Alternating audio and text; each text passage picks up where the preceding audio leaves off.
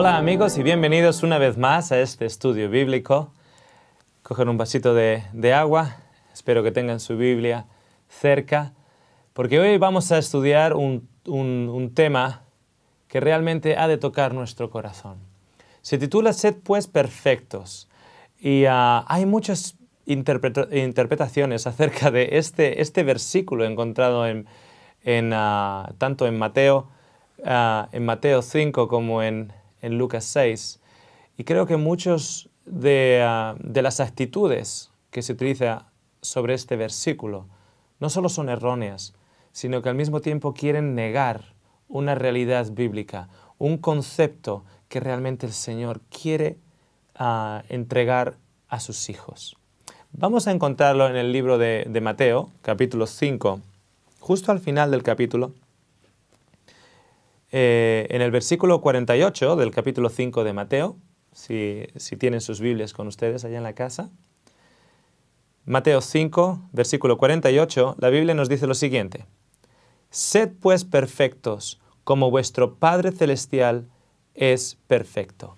Cuando nos dice sed pues perfectos, ese sed pues, el pues nos indica como que es la consecuencia de algo que Cristo ha estado diciendo en los versículos anteriores. Es como, en resumidas cuentas, sed perfectos como vuestro Padre en el cielo es perfecto.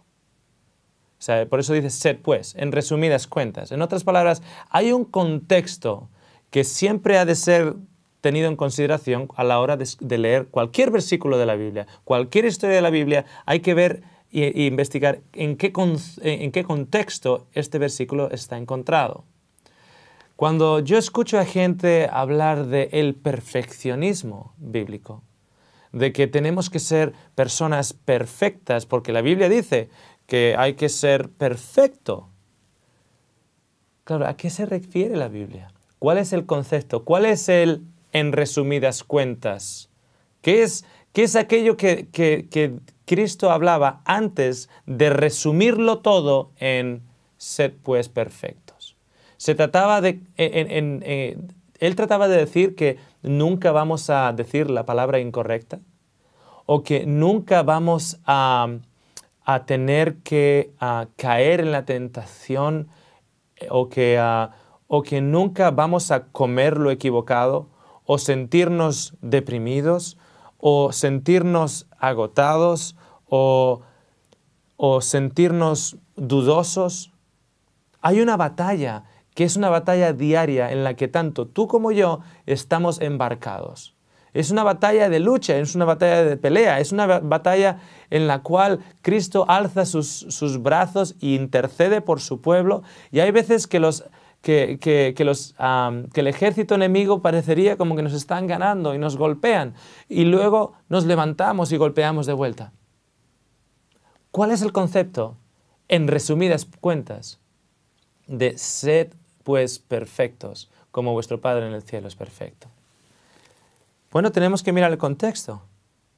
El versículo anterior, el versículo 47, antes de que Cristo diga, bueno, como resumen, en resumidas cuentas, ser perfectos, el versículo 47 nos dice lo siguiente: y si saludáis solo a vuestros hermanos, ¿qué hacéis de más? ¿No hacen lo mismo los paganos? Sed pues perfectos. ¿En qué se está refiriendo? Que tenemos que saludar no solo a los hermanos, no solo a aquellos con los que nos llevamos bien, sino saludar a aquellos que incluso nos llevamos mal o que tienen algo en contra de nosotros. Sed pues perfectos, nos dice la Biblia. Versículo 46. Si amáis a los que os aman, ¿qué recompensa tendréis? En otras palabras, ¿qué hay de bueno en ello? Hasta los paganos aman solo a los que le aman. ¿No hacen lo mismo los publicanos? En otras palabras, Jesús nos está diciendo, si vosotros amáis solo a aquellos que os aman, ¿qué hay de bueno en ello? ¿Qué hay de recompensa en ello? Los paganos, los publicanos, no tienen recompensa de una vida eterna y aun y todo aman. a aquellos que les aman. Entonces, si el pueblo de Dios ama tan solo a aquellos que les aman, no hay recompensa tampoco, porque estamos actuando exactamente igual que los publicanos. Sed pues perfectos, en resumidas cuentas. Versículo 45. Para que seáis hijos de vuestro Padre Celestial, que envía su sol sobre malos y buenos, y manda la lluvia sobre justos e injustos. ¿Qué hay que hacer para ser llamados hijos de vuestro Padre en el cielo? En resumidas cuentas, ser perfectos, como nuestro Padre en el cielo es perfecto. Amar a aquellos que no nos aman. Saludar a aquellos que no quieren saber nada de nosotros. Pero por encima de todo está resumido en el versículo 44. Yo os digo, amad a vuestros enemigos, bendecid a los que os maldicen, haced bien a los que os aborrecen y orar por los que os maltratan y persiguen. En resumidas cuentas, sed perfectos como vuestro Padre en el cielo es perfecto. No se trata de que yo no voy a tener una palabra equivocada. No se trata de que yo un día en la casa no voy a enojarme con mi esposa porque algo haya ocurrido y yo no esté de acuerdo o ella no esté de acuerdo. No se trata de eso. No se trata de una persona que llega a la iglesia y se sienta y canta siempre a tono. No se trata de una persona que tiene todos los conceptos válidos en las Escrituras. No se trata de una persona que conoce la ley y conoce las profecías. No se trata de una persona que conoce los tiempos y está predicando acerca de la segunda venida de Cristo. No se trata de eso. Se trata de que para ser perfecto, como nuestro Padre en el cielo es perfecto, uno tiene que amar a los enemigos. Bendecid a los que os maldicen. Haced bien a los que os aborrecen y orar por los que os maltratan y persiguen, para que seáis hijos de vuestro Padre en el cielo. Óscar, tú no sabes lo que estás diciendo. Hay gente que me ha hecho mucho, mucho daño. Déjame decirte que allá en Australia, 3 de cada 5 jóvenes van a llegar a la edad de 20 años con algún tipo de cicatriz a raíz de un abuso. Y el caso es que las estadísticas aquí en España no son muy diferentes. No estamos hablando de jóvenes que han sido violadas únicamente, sino que han sido abusadas de una u otra manera, o bien por el padre, la madre, los tíos, compañeros de clase, cuando van en el colegio. Su pureza ha sido mancillada de una u otra manera, a través de una exposición a la pornografía. Un joven que esté conectado al Internet y ha sido expuesto a ese mundo, su pureza ha sido corrompida, su pureza ha sido mancillada.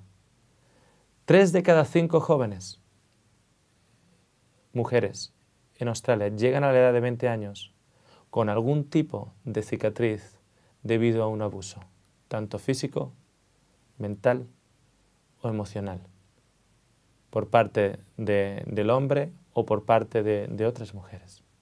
3 de cada 5. Y el Señor nos está diciendo, Óscar, quiero que ames a tus enemigos, quiero que bendigas a aquellos que te maldijeron y quiero que ores por aquellos que te persiguen o te persiguieron. ¿Por qué? Porque quiero que seas perfecto, como tu Padre en el cielo es perfecto. Miremos a Jesús. Cuando vemos la historia de Jesús, vemos un hombre colgado en la cruz, inocente. Un hombre que ha venido para el perdón de los pecados a través de su sacrificio.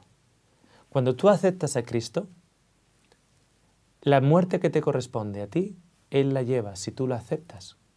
Él te invita a esa transacción. Es como una transacción bancaria. Él te da su vida que le corresponde por derecho, y tú le das tu muerte, que te corresponde por derecho.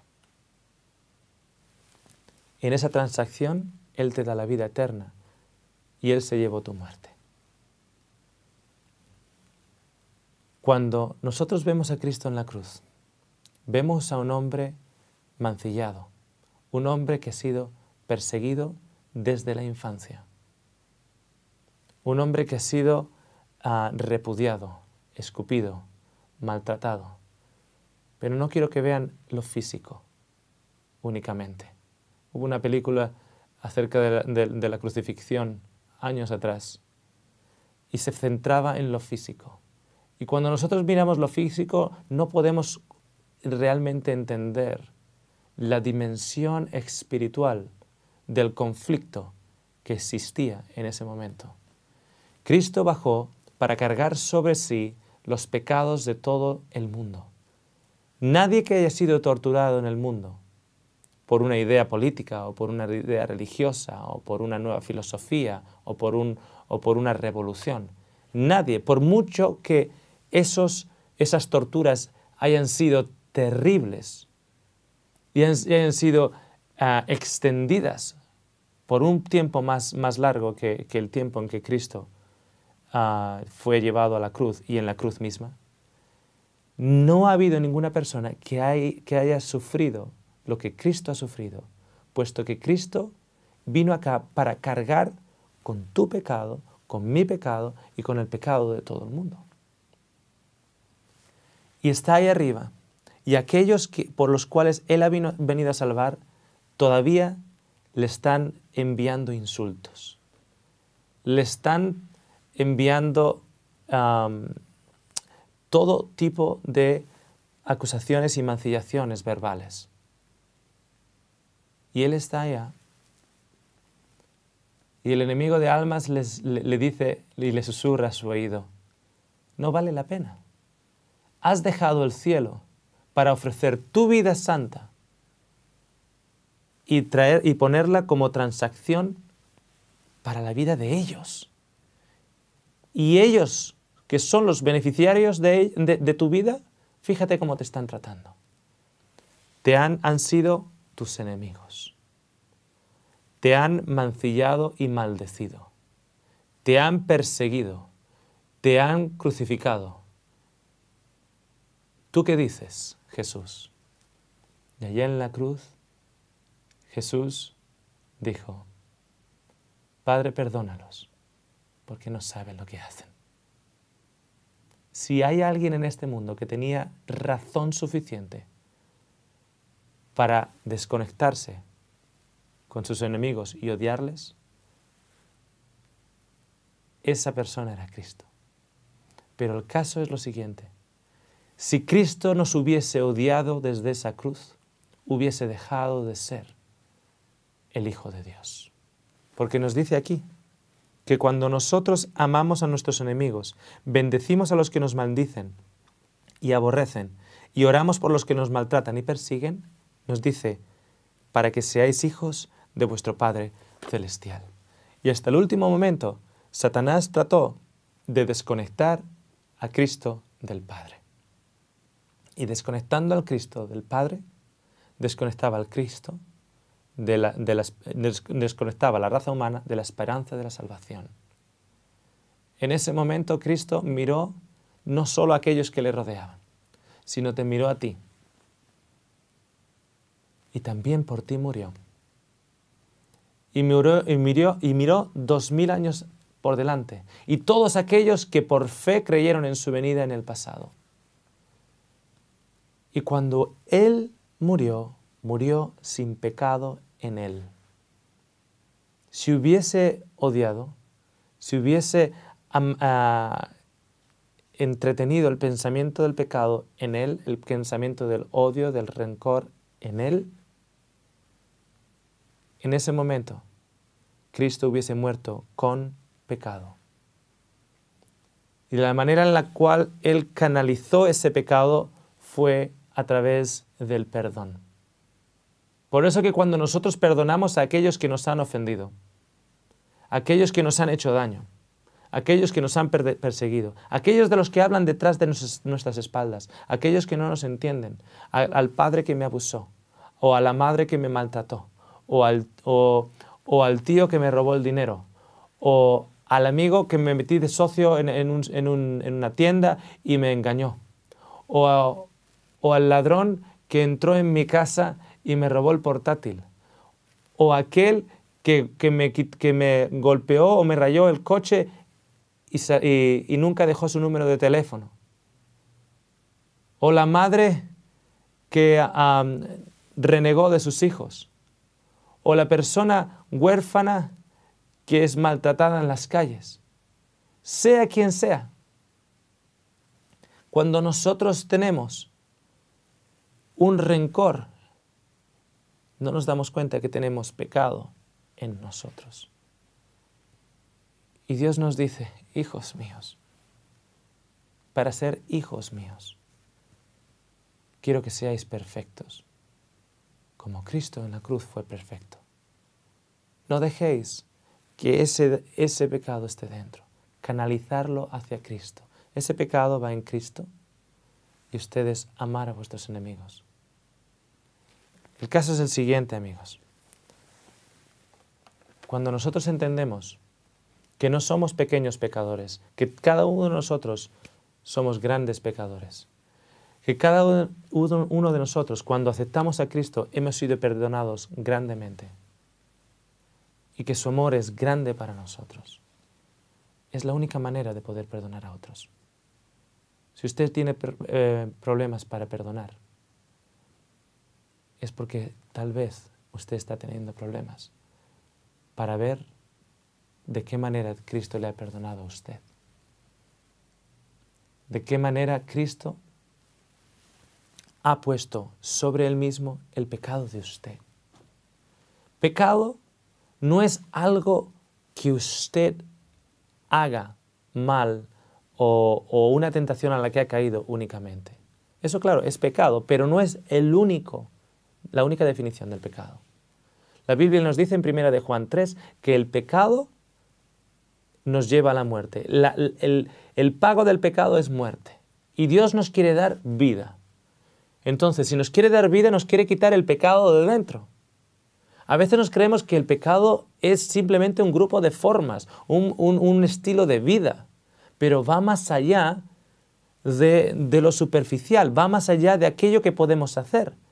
Va incluso a aquello que podemos sentir. Por eso Cristo dice, no, ustedes han escuchado, no cometerás adulterio, pero si tú estás enganchado en el internet mirando porno, tú ya has cometido adulterio en tu corazón. Lo que el Señor quiere hacer no es limpiarnos de las formas, quiere limpiarnos desde el corazón hacia afuera. Pecado no es solo algo que nosotros hacemos mal.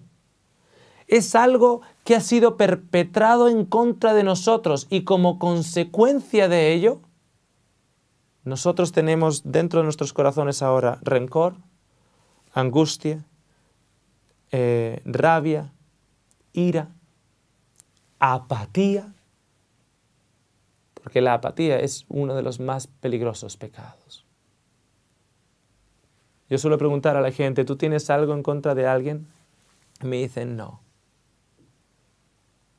Tú tienes algo por alguien. Oras por aquellos que te violaron. Oras por el padre que te abandonó. Oras por el esposo que se fue con otra. Oras por el hermano que renegó de su familia e hizo daño a tus padres. Oras por la hermana que metió a tu mamá en la residencia de ancianos. No la odias, pero la amas. Porque el pecado de la apatía es el más difícil de erradicar. Porque cuando uno odia, el Espíritu Santo le puede convencer de pecado. Tú estás odiando, el odio no viene de Dios. Pero cuando uno está en apatía, está en un autoengaño. Yo no odio, pero yo no amo. No soy ni frío ni caliente. Y el Señor escupe fuera de su boca a aquellos que están templados. La apatía es la crisis de nuestra sociedad el día de hoy. Cuando alguien ha hecho algo en contra nuestra y nosotros ahora justificamos nuestra actitud, justificamos nuestro desdén, justificamos nuestra apatía, justificamos nuestra ira, justificamos nuestras acciones como consecuencia de lo que esa persona me ha hecho a mí, estoy justificando mis acciones por el pecado. Por ese pecado me justifica mis acciones. Pero el cristiano no ha de ser justificado por el pecado. El cristiano ha de ser justificado única y exclusivamente por la fe en Cristo Jesús. ¿Quién justifica que una chica que saliera con 17 años de una reunión de jóvenes en su iglesia, en un miércoles, en Sydney, saliera, era ya de noche? Un joven le dijo, te llevo a la casa. No, si no está lejos, voy caminando. Y por la calle, otro coche para. La meten dentro del auto y la violan.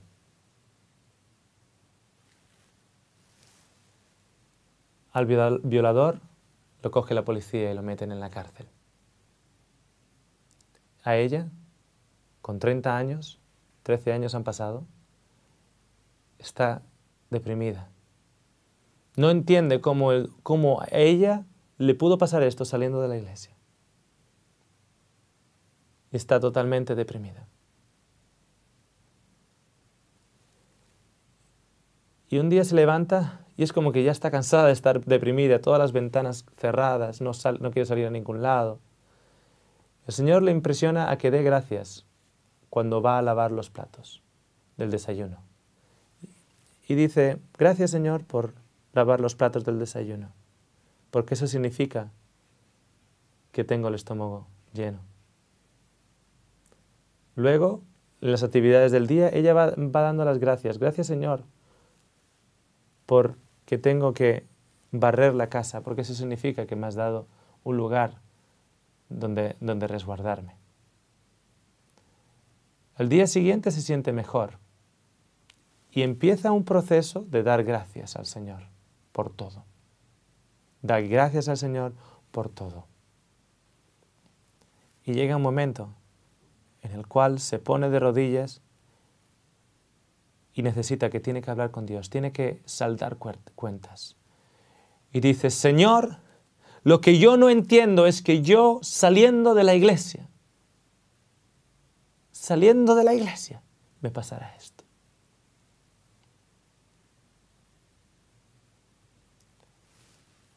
Al joven que la violó, lo metieron en la cárcel.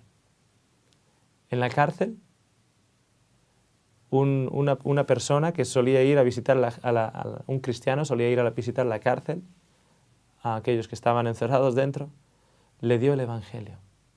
Ese joven se vio como un gran pecador. Ese joven se arrepintió de su crimen. Ese joven se bautizó.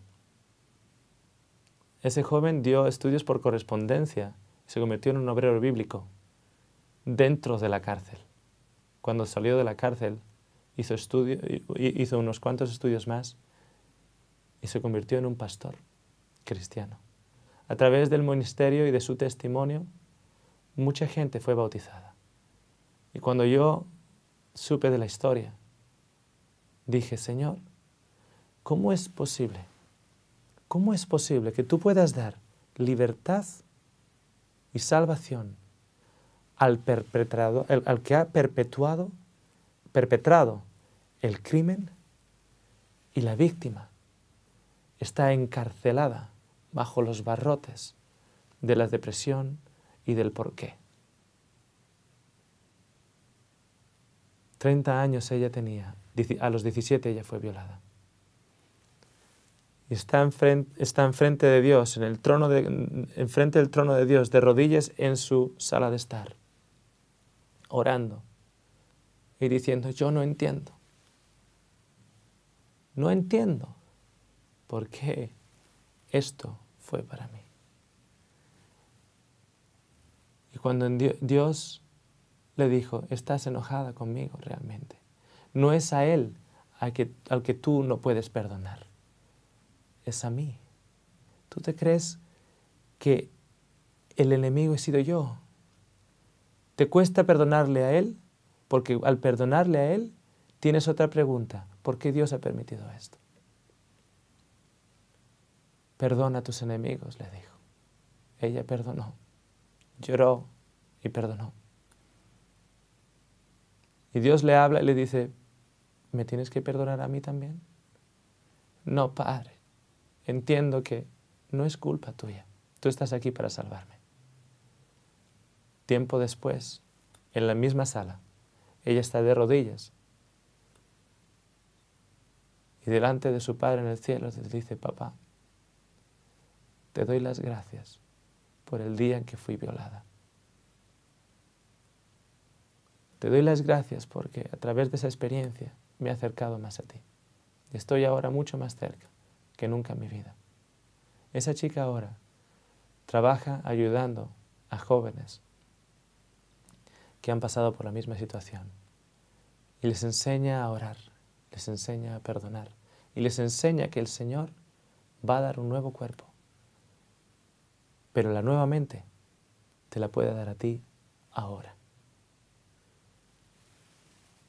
Suelo decir a la gente, si tú te arrodillas en la privacidad de tu hogar, donde nadie te está escuchando, y tú oras a tu Dios, o oras a Dios,